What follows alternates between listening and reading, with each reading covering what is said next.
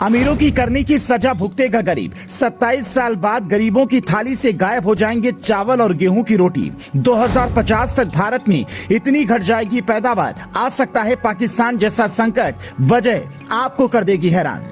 नहीं सुधरे तो होगा विनाश, गांव गांव तक पहुंच जाएगा संकट। योगी के प्लान से शायद बच जाए यूपी, पूरे देश का क्या होगा।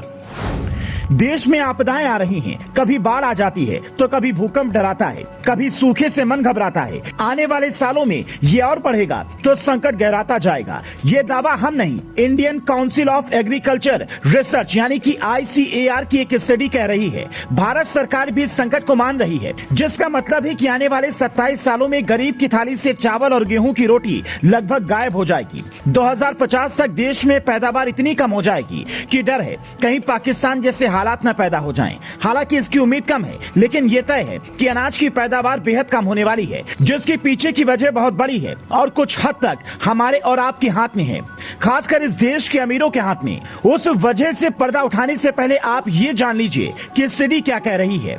ICAR के मुताबिक 2050 तक भारत में गेहूं की पैदावार में 19.3% की गिरावट आएगी, चावल की पैदावार में 20% की कमी आएगी और मक्का की पैदावार में 18% की गिरावट दर्ज की जा सकती है।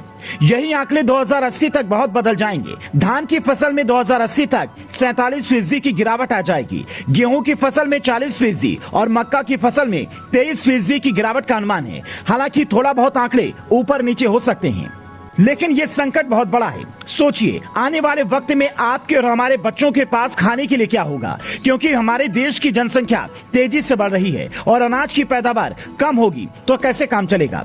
सबसे बड़ा संकट गरीबों के लिए खड़ा होगा, क्योंकि जब पैदावार कम होगी तो अनाज महंगा होगा और गरीब खरीद नहीं पाएगा। सोचिए कोरोना के वक्त जिस अनाज की सरप्लस पैदावार ने हमें दुनिया से आगे रखा वो कम हो जाएगा तो क्या होगा। इसके पीछे का कारण है तेजी से होता जलवायु परिवर्तन, क्योंकि देश में गाड़ियों की संख्या बढ़ रही है, पेड़ काटकर फैक्ट्रियां लगाई जा रही हैं, जो विकास के लिए जरूरी भी है, लेकिन इनसे जलवायु पर बहुत बड़ा असर पड़ रहा है। पिछले कई सालों में बारिश काफी कम हुई है। 2022 में मेघालय जैसे राज्यों में 121 साल बाद सबसे कम बारिश हुई। इस साल मार्च के महीने में रिकॉर्ड तोड़ बारिश हुई, लेकिन इस बेमौसमी बारिश से किसानों को काफी नुकसान हुआ और गेहूं की फसल कई जगह बर्बाद हो गई।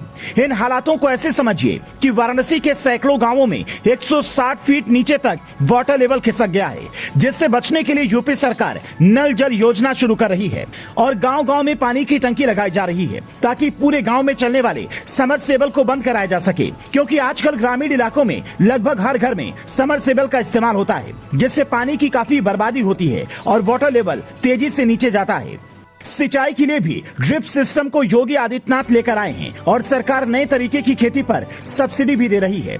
हरियाणा जैसे राज्यों में कई ऐसे जिले हैं जहां पर धान की फसल लगाने पर बैन है और फिर भी किसान लगाता है तो उस पर जुर्माना लगाया जाता है, जबकि धान की फसल खुद से छोड़ने पर किसान को मुआवजा दिया जाता है। इसका असर सिर्फ खाने पर ही नहीं पड़ेगा। भारत दुनिया का सबसे बड़ा बासमती निर्यातक देश है और सबसे अच्छा बासमती चावल हमारे देश में ही पैदा होता है, तो कम पैदावार का असर एक्सपोर्ट पर भी पड़ेगा। इसीलिए पानी बर्बाद मत कीजिए, कहीं बर्बाद होता देखें तो उसे मना भी करें, ताकि हमारे बच्चों के लिए पानी बचा रहे।